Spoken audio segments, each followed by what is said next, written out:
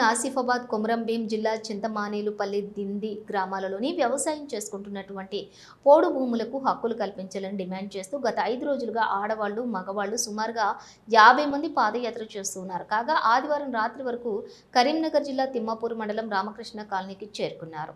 రాజీవ్ రహదారి మీదుగా చేస్తున్నటువంటి వీరి పాదయాత్రను గమనించినటువంటి తిమ్మాపూర్ మండలం అధ్యక్షులు సుగుర్తి జగదీశ్వరాచారి వారితో మాట్లాడి వివరాలు తెలుసుకున్నారు.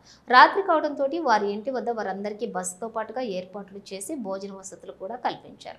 పాదయాత్రతో అనారోగ్యంకు గురైనటువంటి వారికి స్థానిక ఆర్ఎంపీ ద్వారా స్థానికులు మందుబిళ్ళలు ఇప్పించారు. బీజేపీ నాయకులు బొంతల కళ్యాణ్ చంద్ర, ఎడ్ల బూరెడు, వేల్పుల ఓదయ్య, కోతి రాజు, ఆవుల వేణు, శంకర్, శేఖర్ రెడ్డితో పాటుగా కొందరు గ్రామస్తులు వారి పాదయాత్రకు పూర్తి సంఘీభావం ప్రకటించారు. తాత ముత్తాతల నుండి 40 ఏళ్లుగా వ్యవసాయం చేసుకుంటున్నటువంటి భూములకు హక్కులు కల్పించకపోగా అట్టి భూములన్నీ అటవీ భూములని చెబుతూ ఫారెస్ట్ అధికారులు తమను ఇబ్బంది చేస్తున్నారని మహిళలు ఆవేదన వ్యక్తం చేశారు. దిండి గ్రామంలో ఉన్నటువంటి బీసీ వర్గానికి చెందినటువంటి తమను ప్రభుత్వం పట్టించుకోవడం లేదని కన్నీరు మున్నీరుగా ఏడుస్తూ బాధను వ్యక్తం చేశారు. 40 ఏళ్లుగా లేనటువంటి నోటిఫైడ్ ఈ ఏరియా ఇప్పుడు ఎలా వస్తుందని అన్నారు. ఇక వారు నివసిస్తున్నటువంటి ఇంటి స్థలం కూడా పోడు భూముల క్రిందికే వస్తుందని తెలిపారు.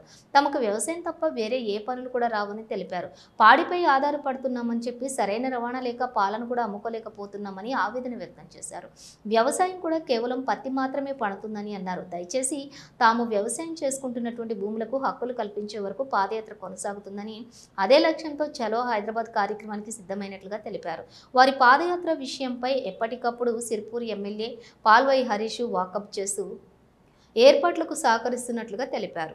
తిమ్మాపూర్ బీజేపీ అధ్యక్షులు సుగుర్తి జగదీశ్వరాచారి బీజేపీ కార్యకర్తలకు గ్రామస్తులకు ధన్యవాదములు తెలిపారు.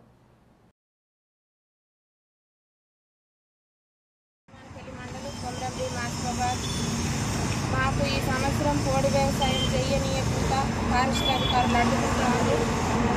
ఇలా ఎందుకంటే గత 40-50 సంవత్సరాల నుండి మేము పోడు వ్యవసాయం చేసుకుంటున్నాం కదా సార్, మీరు ఈ సంవత్సరమే ఎందుకు ఇలా చేస్తున్నారంటే, అమ్మ ఇన్ని రోజులు మీరు చేసుకొని తిన్నారు, ఇప్పుడు మాకు మేము లాగుకుంటాము అని అంటారు సార్. ఇలా ఎందుకని మేము ఎమ్మెల్యే గారికి కలిసినాం, ఎమ్మెల్సీ దండవిట్టలకు కలిసినాం, సీతక్క గారికి కలిసినాం, కొండ సురేఖ గారికి కూడా వినతిపత్రము అందజేసుకుంటాము. ఎవరు ఏది చేసినా వాళ్ళు చెప్పేది వాళ్ళు చేస్తారు, మేము చేసేది మేము చేస్తామని మమ్మల్ని బెదిరింపులకు గురి చేస్తాను తెచ్చింది సార్. ఇప్పుడు మేము కాళ్ళు నొచ్చి జీరాలు వచ్చి ఘోరంగా ఏడ్చుకుంటాము. ఇంత ఇబ్బందులకు గురి చేసిండు సీఎంకు. మా గోడు చెప్పుకుంటామని మాకు పట్టాలు ఇవ్వాలని వస్తాను సార్. తరతరాలుగా 50 సంవత్సరాల నుంచి భూములు గుంజుకుంటున్నాం. ఇప్పుడు ప్రభుత్వం కొత్తగా వీళ్ళ భూములన్నీ గుంజుకోవడానికి ప్రయత్నం చేస్తుంది. ఏమన్నా అంటే ఫారెస్ట్ పరిధిలో ఉందని చెప్పి గుంజుకోవడానికి ప్రయత్నం చేస్తుంది.